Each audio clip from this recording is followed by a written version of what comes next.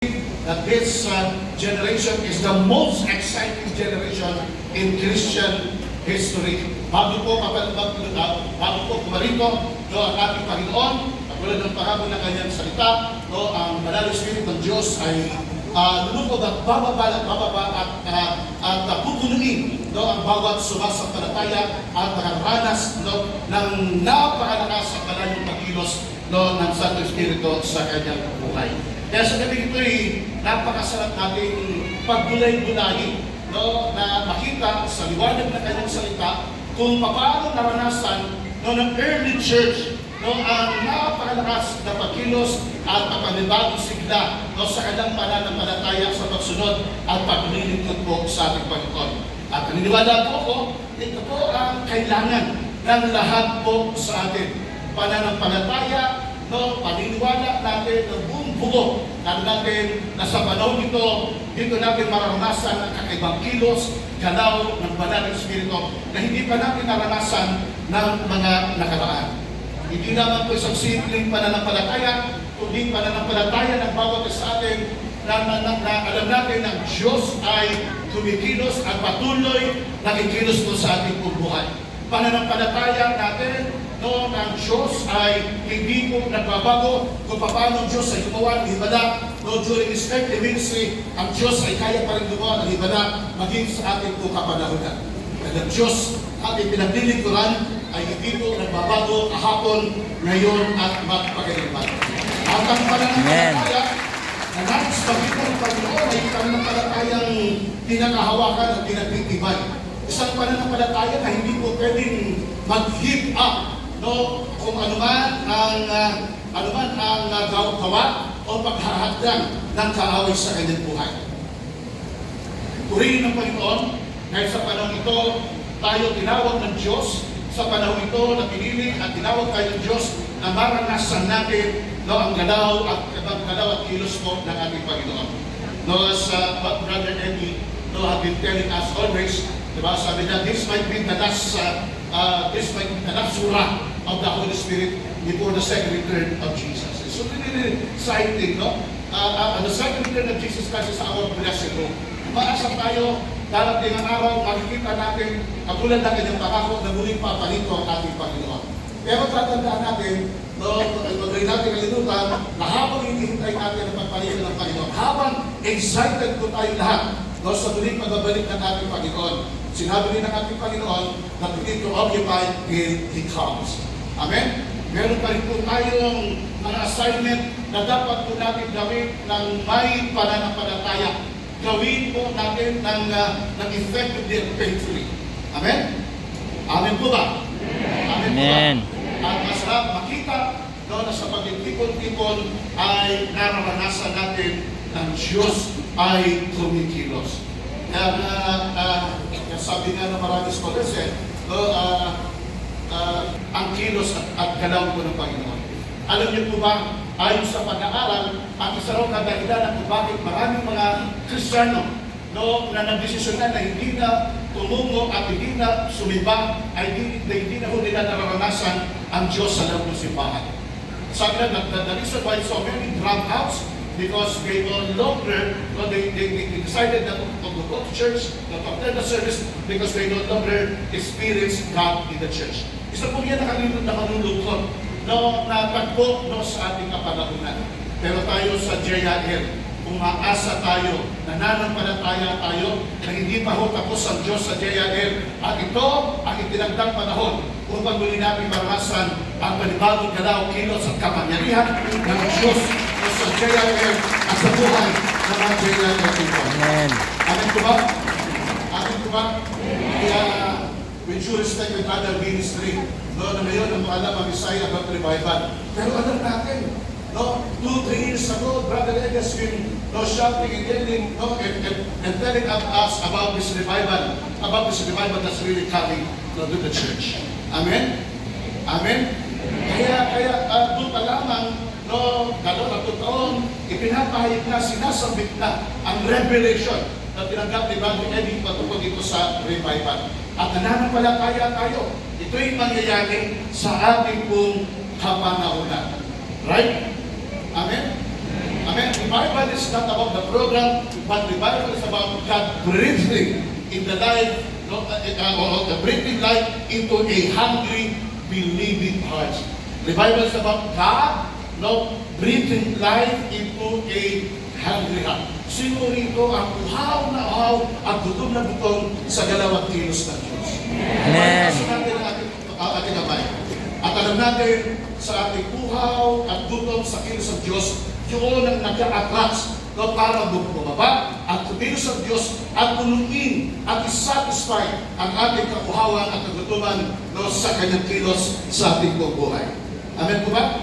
At yun ang nakikita po natin sa Acts chapter 2. Even though most of the time we've been studying about this, especially this Acts chapter 2, alam natin ang istorya kung paano sinabi ng Panginoon mula doon sa Mount of Olives, bago siya bumalik doon sa kalangitan, sabi niya, bumalik muna kayo doon sa Jerusalem, magtipon hanggang maparanasan ninyo ang pagbaba ng banal na Espiritu ng ating Panginoon. Even though the church, even though the disciples had received a great and strong command for Jesus that they have to go everywhere and preach the gospel of Jesus and make more disciples. But Jesus said, but wait, tarry ye first in Jerusalem until all of you are empowered by the Holy Spirit. Amen? Amen po ba? So sabi ng Bible, 500 ang nakapakinig. But it's really so sad, it was only that 120 came back to Jerusalem. Hindi po madali ang bumalik sa Jerusalem na mga panahon na yun. It's so dangerous for them to go back to Jerusalem because nakita nila kung paano binitan ang Panginoon sa lugar ng Jerusalem. But it's only 120 after hearing Jesus Christ telling them about the promise of the Father, the coming of the Holy Spirit. Even though 500 of them heard, it was only 120 that came back. Hello? Gusto ko po, tingnan po natin kung anong nagbigay ng lakas, ng loob, at tapang sa 120 para bumalik ng Jerusalem. Tatandaan po natin, hindi po madali bumalik sa Jerusalem. Hello? Amen. Delikado para po sa kanila na matagasunod ng ating Panginoon bumalik sa Jerusalem. But they heard the promise. They heard about Jesus Christ telling them the promise of the Father, the coming of the Holy Spirit. I believe upon hearing the promise, yung narinig nila, yung panahon yun, doon sumibol yung kanilang pananampalataya. Ang lakas at tapang na nabuo sa kanilang puso para bumalik sa Jerusalem, hintayin ang pagbaba ng banal na Espiritu ay ang kanilang pananampalataya. Do you agree with me? Do you agree with me?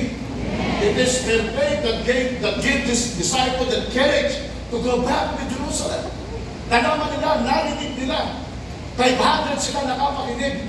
But it was only 120. The 380 doubt, the 380 afraid, but the 120 heard the words, the promise, the coming from the Lord Jesus about the promise of the Father, the coming of the Holy Spirit, and they believe. And that faith gives them the courage to go back to Jerusalem, stay for 10 days in praying, in fasting, and waiting until on the day of Pentecost, the Holy Spirit came and empowered them. Mga mga kapatid, dito ko po gustong pasimulan ang pagtingin kung kaano po kaganda at dali ng pananampalataya na kuminda upang mapakilos ang Diyos at bumaba ang banal na Espiritu ng Panginoon at silang lahat po ay puspusin. Hello? At tanda natin at sa pananampalataya, kumikilos po ang Panginoon. Kung babasahin na natin every time na gumagawa ng ibada ang ating Panginoon, every time na nagpapagaling si Jesus ng mga sakit karamdaman, ano ang kanyang sinasabi? Pinagaling ka ng iyong pananampalataya. Sa pananampalataya, doon nakakakilos ang Diyos upang gumawa ng ibada. Hello? Sino ho nananampalataya ngayong gabi? Na mararanasan niya ang himala ng Amen. maranasan sa ating buhay. Hallelujah. Amen po ba? Praise God. Magbaybayin po natin ang pag-aaral. Sabi po sa Hebrews chapter 11, verse 6, pag-oso po kanata sa marami po sa atin. Sabi po ng verse 6 ng Hebrews chapter 11, and without faith, it is impossible to please God. Because anyone who comes to Him must believe that He exists and that He rewards those who earnestly seek Him. Okay? Without faith, it is impossible to please God.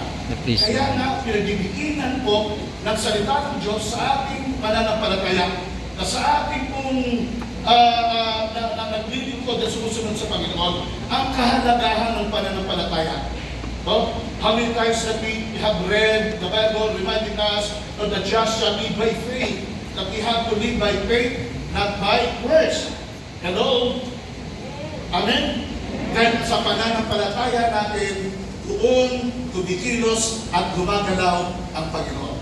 I'm sure, as we become into this place, bit po natin ang pananampalataya dito. Pananampalataya na mararanasan natin ng Diyos na kumikilos at gumagawa ng himala sa ating buhay. At ito ang pananampalataya, bit po ng 120 disciple. Hello? Amen po ba? Do you agree with me? Narinig nila ang pangako po ng Ama, the coming of the Holy Spirit.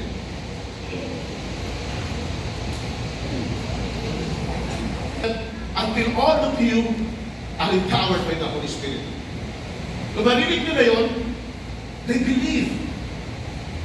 Even though, sabi ko po, napakadelikado, hindi madali para po sa kanila bumalik. Pero nananampalataya sila. Si Jesus ang nagsabit, si Jesus ang nangako, patungo sa pangako ng Ama ang pagbaba ng Banal Espiritu ng Panginoon. Even though so dangerous, pero bitbit nila ang pananampalataya sa pangako po ng ating Panginoon. And that's it. They're all courageous to go back to Jerusalem. Stay in the upper room for 10 days, waiting and praying and worshiping and fasting until on the 10th day, the Holy Spirit came. True enough, God fulfilled this promise unto this 120 disciples. Why? Because they believe. Amen? Amen? Faith shapes the atmosphere for God's move. Faith shapes the atmosphere for God's move. Tingnan po natin. From Mount of Olives, going to the upper room in Jerusalem. 500 heard, only 120 believe, 380 doubt and afraid. Hello? Hello? As I look at these passages that we have read, pwede naman do you agree with me? Pwede naman kahit sa Mount of Olives maranasan nila ang Banal Espiritu. Pwede naman po yun. Do you agree with me? Pwede naman. Pero ang problema, meron 380 na hindi naniniwala. Meron 380 na nag-doubt. And I believe that what God did is He separated this 120 that truly believe and tested their faith and led them to go back to Jerusalem. And then exercise their faith by waiting and praying and pressing. And then on the 10th day, God honors their faith and the Holy Spirit came and empowered them. Sino sa ating kalagitnaan sa inyo paglalakbay patungo rito bitbit nyo ang ganong klase ng pananampalataya para maranasan ninyo ang Panginoon sa mga oras. Amen. Faith is more than believing God exists. Faith is expecting God to move or to act.